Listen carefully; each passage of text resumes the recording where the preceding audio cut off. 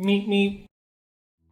What's up, guys? Quite a few of you have asked me to try this game, Heroes War Counterattack. So I just installed it a couple of minutes ago. I did a couple of levels already, and we're gonna do another Dr. Squirrel Tries First Impressions video. As always, the caveat is this is literally my first time playing the game. I haven't done any research on it, so I'm probably going to say a lot of dumb things, but remember, this is supposed to be an authentic first impressions from a gacha player who's played other gachas, and how I feel about the game so far. So let's just go over things step by step. Number one, the interface looks exactly like any other gacha game. It's tried and true. Every gacha game copies this. So for gacha players, all of this will look pretty damn intuitive right from the start. Nothing confusing about it. You have your currencies here, your mailbox, your little quick menu. I'm assuming card draw is summon, but I haven't even been able to do that yet.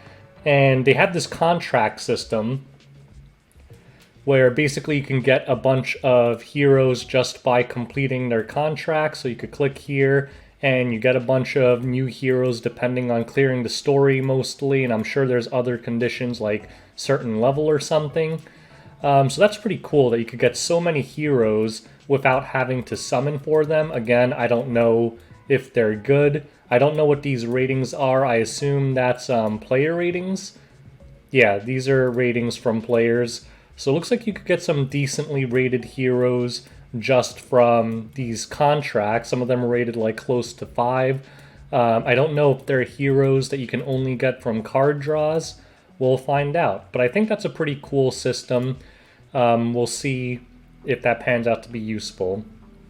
So the interface, while it is intuitive, is still kind of ugly to me. It's better than Shining Beyond. This part looks cool. This looks pretty sweet. I like this. But some of these things, like this pack shop thing there, that just looks super pixelated and kind of weird. I do like that some of the things are animated, but most of them are not. When it comes to your actual like hero models, they look okay. Like kind of like Shining Beyond, they still look like PS2 character models. Again, I'm assuming it's optimized for mobile, so they don't want to make it too hard to support. But I think this is just my bias. Some people might like this kind of artwork. I'm more of a fan of like crisp anime-ish artwork, which is why I love Epic 7. And I think the best game to date to do that has been, for me, 7DS. 7DS just looked phenomenal to me. The world looked great. It felt like you were in a real anime. This is kind of more like your typical PS2 style graphics. So we're not going to go into that much more. This is all pretty basic. Nothing too special here, nothing too interesting. The one thing that I do want to talk about that might appeal to a lot of people is the combat system. So if you guys watch my review of Shining Beyond, one of my gripes was that the combat, at least to me, was pretty boring. But in this game, again, I don't know if I love it enough where I'll actually stick with it. I will play it for a few more days. But the thing that's really great, let me turn off auto battle here, is I love tactical RPGs. Quite possibly my favorite game of all time is Final Fantasy Tactics. And you'll see here that movement in this game actually matters. So this circle here is the range of your skill. So like, let's try this. So you have to use, it's kind of awkward on an emulator because I have to click in this specific area. But watch, if I move here, you're going to see that I cannot attack this guy because he's too far out of range. And every turn, you see these like meters under their life bar. That's when they're going to get a turn. So it is turn-based. But as I move around, you'll see that the enemy lights up or doesn't light up. That means that he's in range of the attack. So I thought that was pretty cool. One gripe with this, not so much the system, is the tutorial so far hasn't done a good job of explaining abilities. I mean, I know that there are probably too many heroes, too many abilities to go over them in detail. But I don't even know what some of these status effects mean. Like attack down, death down is pretty self-explanatory. I don't know what effect accuracy is. I wish I could click on it and figure it out. Looks like there's text popping up there. But this movement system is pretty cool. I haven't had any fights that are difficult enough for me to just not auto, but I do like this combat system. Like, this is what I want in a new gacha game, right? I want something new and interesting, and I like these bars that come up because for AoE attacks, they all seem to have like different properties. Like sometimes when you use certain moves, it'll show you the radius of the actual AoE attack, which is pretty awesome to me because I feel like it will introduce an element of skill in PvP. I don't know what the PvP in this game is like yet, but if it has more to do than just having the most rigged heroes, having the best gear, and you could have some impact on the game by how good you are at placing your units, strategizing, things like that, that's very appealing to me. This thing confused me. I thought like they were just being ghetto and couldn't figure out good level names. I think this is just my temporary user ID, so I assume that that will change if I give myself a real name. So far, at a very cursory level, I'm enjoying the battle system very much, although I'm still a complete noob. One thing I don't like, again, are these cutscenes. The story does kind of go to my tastes because from the intro, there's a bunch of zombie things, and I'm obsessed with zombies. I freaking love zombies. But other than that, like, these character models just don't do it for me. Like, again, I feel like I'm playing a PlayStation 2 game in 2020. Like, Epic 7's graphics are not great, but they get away with that because it looks like an anime, and that's kind of like timeless. It looks good even though it doesn't take a lot of processing power. This kind of stuff, it's another game where on release it looks kind of dated, especially like the interface text. You could tell they didn't really have a graphic designer do some of this stuff because it just looks bad. It doesn't look like high-tech. Like, this text looks like someone just used like basic like Arial font or something.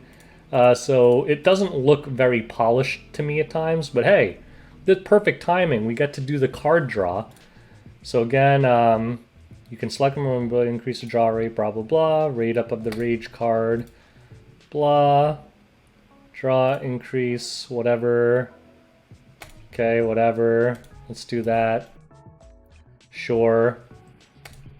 They have a free draw system like every game does. Check out the card quest. Okay, so let's do our free draw and see what happens. I wonder... It's probably another system where the color dictates what rarity you get. I don't know what I got here. Oh, so it's a rage card. It's not a hero draw. 1 SSR. You can bring in 1 blah blah blah blah. Let's try one of these. I need to do some research to find out what I should keep before I keep doing these, but we're going to do one just to see it. That one looked better than last time, so I guess the orange is the SSR.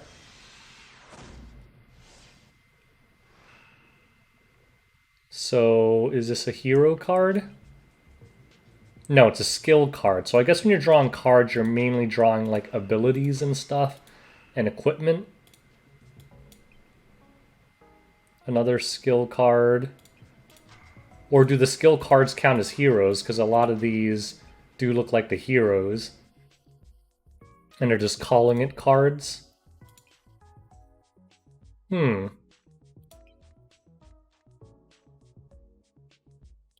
Alright, so we'll leave this for now. And I'll do some more research before I decide on what I want to actually get. But it seems like a pretty standard summoning system. I don't really know if the card means a hero's. I need to do a little bit of research so I don't muck up my account. Another thing cool about this game is that the cutscenes, I don't like these character models, but the cutscenes are pretty badass. So I'm just gonna stick a random cutscene at the end of this video so you guys can watch it without me like talking too much over it, so you guys can scope it out. But anyways, that's my very quick first impressions video of this game. If I had to sum it up, I'd say interface, Everything about that, very standard, same banner events, same mailbox system, same energy system. Anyone playing Epic 7 could drop into this and understand everything right away. Graphically, it just depends on your preferences. For my preferences, I don't like it.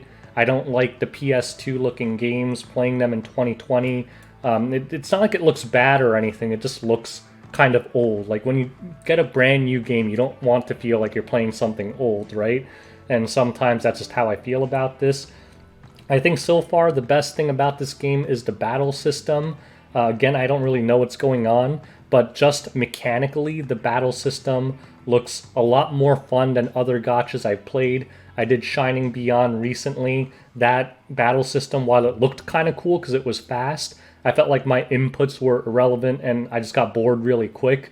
Whereas this one, depending on how they do it, and they come up with hard bosses where your exact movements and how you position your characters matters, I think it has a lot of potential. So anyways, let's go to that cutscene. Thanks for watching. I'll do a follow-up video in maybe a week or two after I get more experience. And if you guys want to check out this game, feel free to hit up the App Store. Till next time, peace out.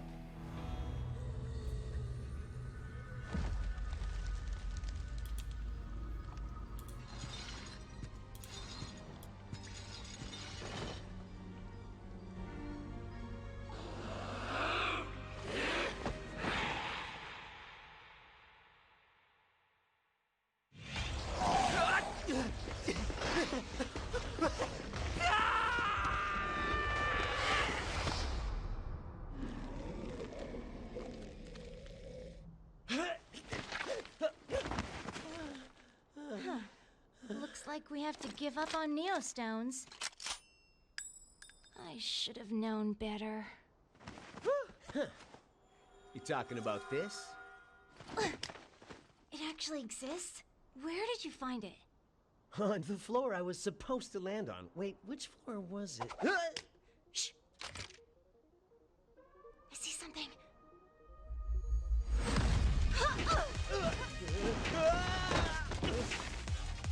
A mutant human! Bring it on!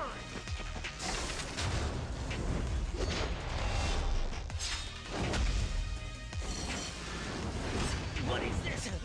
A monster?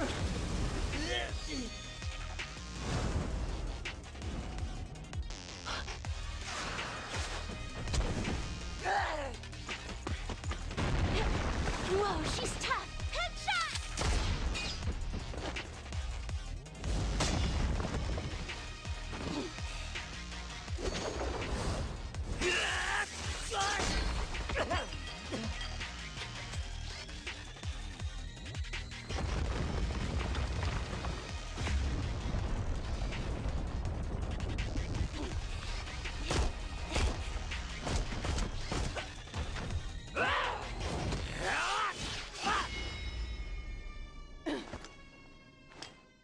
With Neostone.